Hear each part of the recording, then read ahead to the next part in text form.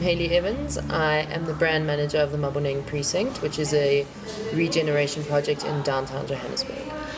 When did the project start? We started with the development of Arts on Main, which is our flagship building, in 2009. That was completed in July 2009. After it was completed, then the developer, who's Jonathan Liebmann, he's a 29-year-old property entrepreneur. He started considering doing more of the development and considering a bigger area around Arts on Main. And so the first phase is effectively 6 blocks. Yes. And how big will the second phase be? The second phase should go to about 20 city blocks. That's what we're looking at now, extending more the northern border and then kind of everything in between what we've got right now. So why did Jonathan Liebmann decide to develop a downtown city site? I think it was mostly because he felt that Johannesburg itself had lacked this kind of offering. He'd been living in international cities after he'd finished studying, and when he came back to Joburg, he himself couldn't find anywhere he was very comfortable living. So, being the personality that he is, he decided to take matters into his own hands and create a space where he wanted to live. We should perhaps explain what has happened to Johannesburg, because in a sense the downtown area is like, I guess, a lot of downtowns, but what has happened to Johannesburg that made it what Johannesburg's a very young city. It's only 120 years old. It was built as a mining city initially, and then as it developed, it sort of developed in line with kind of the Apartheid era and that. So it was built as an Apartheid city. We've spoken to quite a few anthropologists about this, and the way in which it was developed for separation of people. Obviously then when there was a lot of turmoil and unrest in the country, it wasn't well managed, and a lot of people felt that the city was an unsafe space to live, so everyone moved out, and then that's where all these suburbs, these really major suburbs and decentralization happened, which were car-based suburbs, weren't they? Yes. Yeah. And it's because everything's so spread out that everyone's got to get in a car to basically go anywhere. Yeah. There's no central transport system either. Yeah. I think that also scared people for some reason. Whatever we had, those were crime. A lot of crime happened on the trains and on buses and all of that. Yeah. So people stopped using public transport. And these major kind of new CBDs got set up in the north and the south and the east. Yeah. That's kind of where. So places like Sandton around the technology industry and then those spaces then had these suburbs where people lived outside of that. So basically from the 70s onwards, Johannesburg inner city had it had very little residential in. Yeah. And a lot of the buildings then got hijacked by people, so that means that people are living there illegally. Yes. And there's been a process of trying to clean up some of those buildings. It's quite difficult when they're high-rise buildings. It's a very, very complicated thing. So, in short, people have really, most Johannesburgers and most people my age would never have even had any interaction with the city. But there would be no reason for me to come here. Yeah. Until recently, from about 2003, there's sort of been a big government play to try and get people to regenerate the city centre.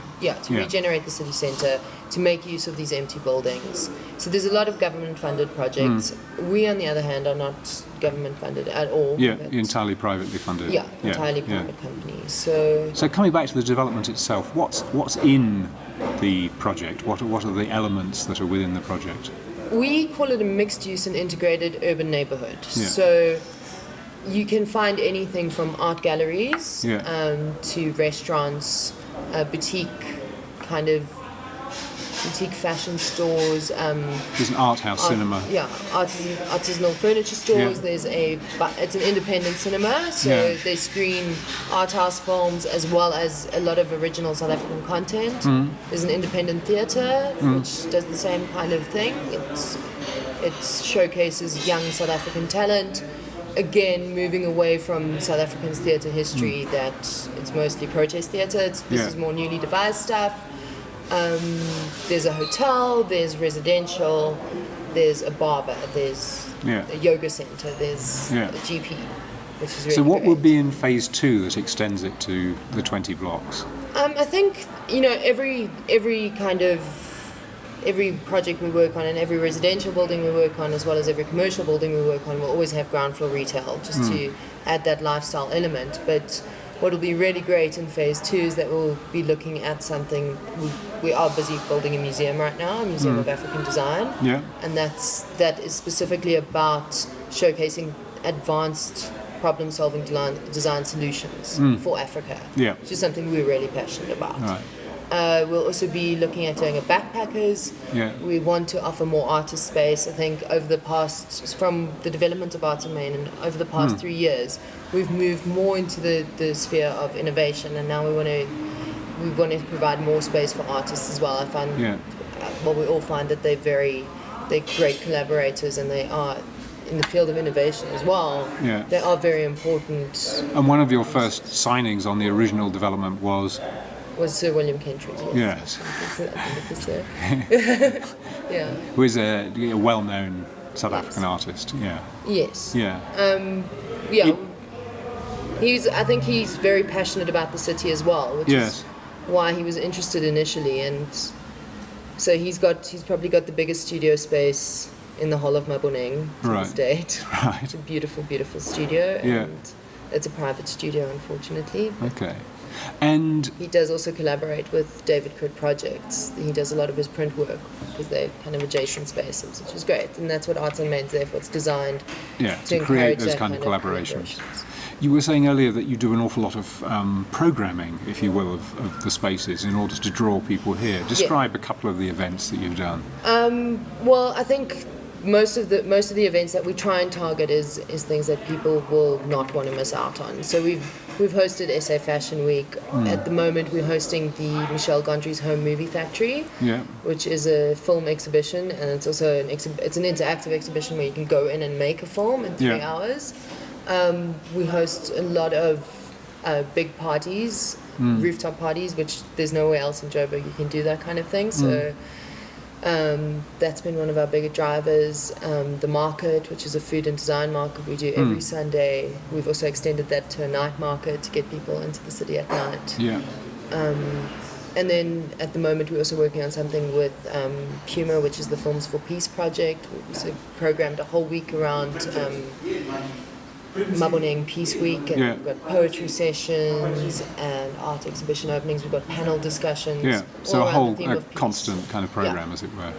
And what has been the impact on the community around you? Because obviously there's an interaction there, isn't there? There's going to be changes as the thing develops. I'd like to believe we've been conscious about it. I'd like to believe it's a positive impact. I think for the most part, and why the area that Maboneng is in was chosen, is that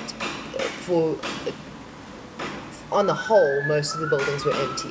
So it provided a more blank landscape to be working with. But having said that, there are people that already exist in the area, and there are people who have set up lives in the area. And I think we've been very conscious about our approach to integrating those people into the...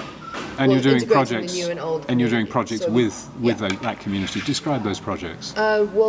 Most of the projects are revolving around the children of the area, and they're mostly set up by people who live at Main Street Life or new residents to the area. It's just something that everyone's kind of got their own project. So there's a project called Nolly Faith that happens on a Saturday. Every Saturday, the kids of the neighborhood are invited. Well, we've got kind of skate gear for all of them, teaching. The basic premise behind it is teaching neighborhood kids to skate. And it's about getting the kids to do some physical activities, and also just learning how to interact with one another. Then we've also got a thing called a Curious Cave, which is our first dedicated community centre. We run education programs with the children. We've got kind of a library of resources that anyone who wants to come in and just spend time with the kids, they do that. We also have a local buying initiative called Made in Maboneng, and that's about making use of and boosting the local economy. So kind of our business itself and every other business is mandated to find whatever they can, source everything within locally. a 5-kilometre radius. And that also goes down to the staffing of the premises, yes, as it were. And going to the commercial side of things, what's been the increase in rent and values in the development over the 3-4 years that it's been going? Well, at this stage, and with Main Street Life, which is probably our first, it's the first property we've seen a lot of investment in. Yeah. We're looking at about an 11.5% annual yield. Yeah. So the properties originally started at about 290,000 rand in 2010. Yeah. And they're currently sitting on 380,000 rand. Okay. For the same size property for a 33 square meter loft. And what do you think the main lessons have been for you in doing this kind of development in these circumstances? Do your research. Right. That's a big one. I think over time we've learned how to stay kind of close to the ground, to take an organic approach to development, keeping in touch with what people want.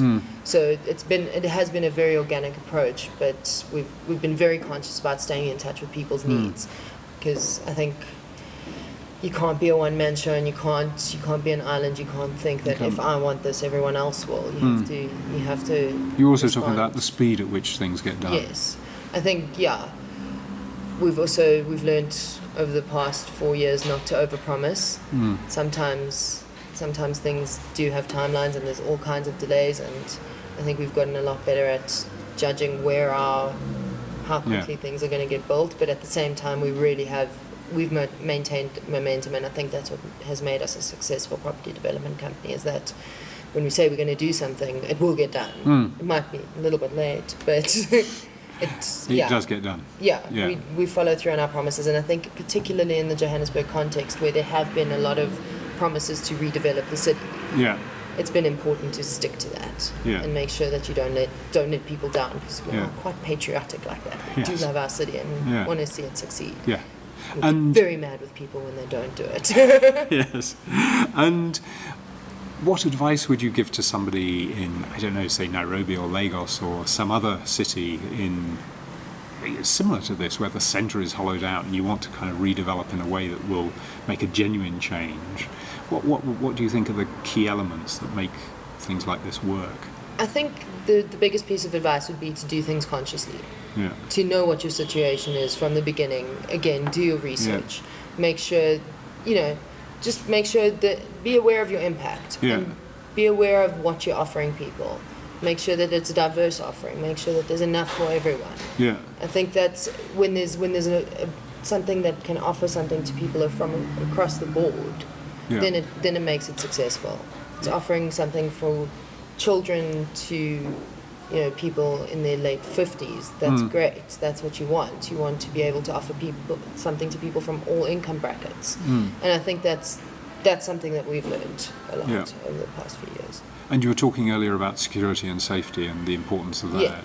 Yeah, and I think, you've also got to be aware of your context. We get a lot of queries and a lot of questions and a lot of hammering for doing this in Johannesburg. Yeah. And I think, you have to be aware that in Johannesburg crime is an issue. Yes. It's like that everywhere. Yeah. But the fact that we've been conscious about it, and we've taken a multi-layered approach to that, means that we've had no security incidences in the past 4 years. Hey, thanks for talking to me today. That's such a pleasure. Thank you.